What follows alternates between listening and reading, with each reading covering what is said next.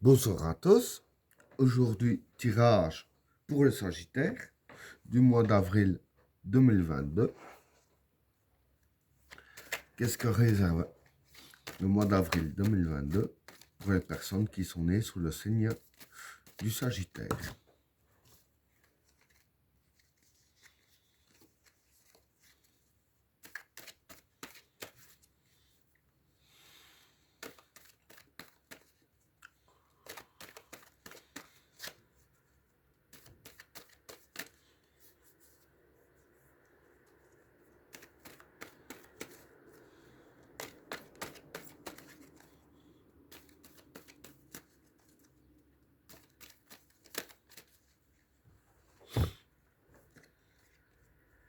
La réussite,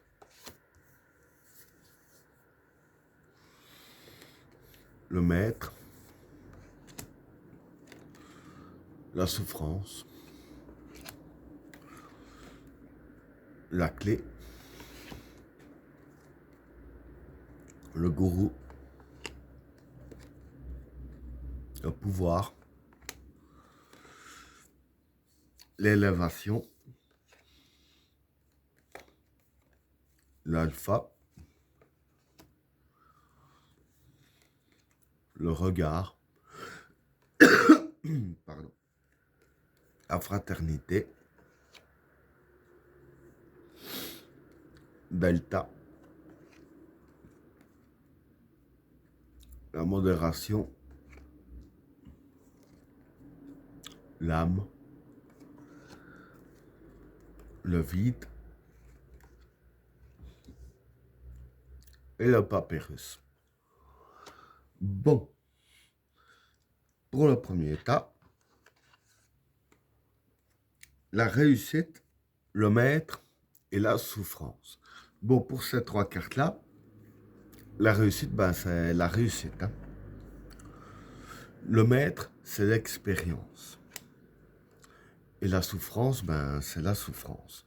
Donc voilà, ce que je peux dire pour ces trois cartes-là, en fait ici, je vais dire que là, avec tout ce que vous avez eu dans votre vie, hein, avec les souffrances que vous avez encaissées, dont l'expérience que vous avez eue jusqu'à maintenant, avec la carte de la réussite, ici, voilà, je veux dire que l'expérience et la souffrance ont porté leurs fruits, hein, et que vous avez la réussite dans votre main à partir de maintenant. Hein. Donc voilà pour le premier état.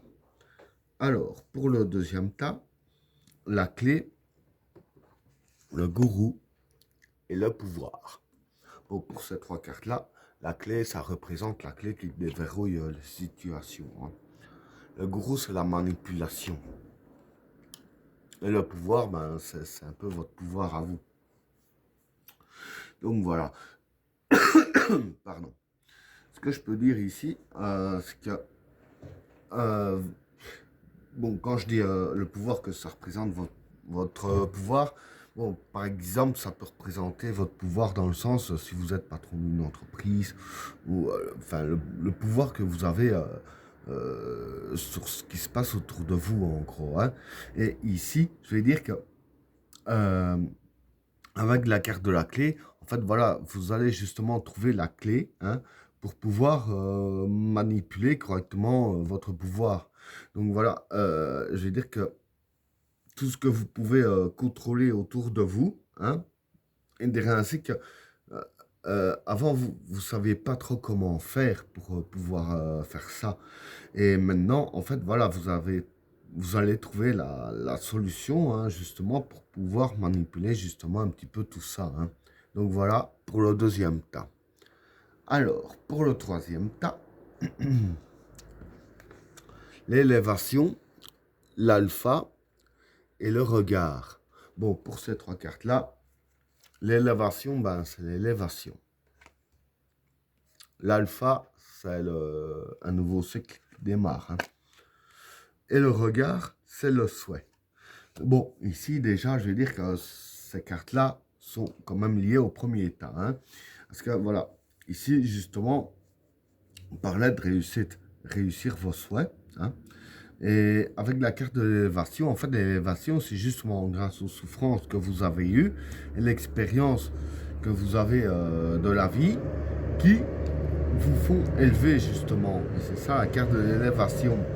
La carte de l'alpha, pardon, c'est justement pour dire que pour vous, ça va être un nouveau départ justement grâce à cette élévation et à cette réussite. Hein.